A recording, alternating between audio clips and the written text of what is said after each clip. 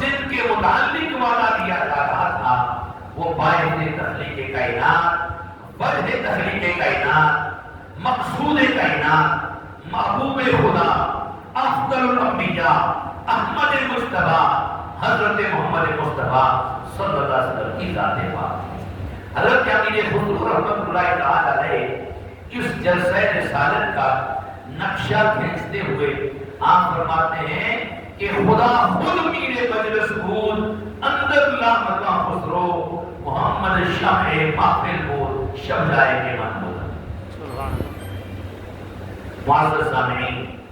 قرآن مجید کی اس آیت کریمہ سے ثابت ہوا کہ میلاد مصطفیٰ صلی اللہ علیہ وسلم کا بانی خود اللہ رب الجلال ہے، اور سب سے پہلے حضور امام الانبیاء سرور کائنات صلی اللہ علیہ وآلہ وسلم کی ولادت و سعادت کا تذکرہ خود خالق کائنات نے انبیاء کرام علیہ السلام کی جماعت میں کیا۔ اسی لیے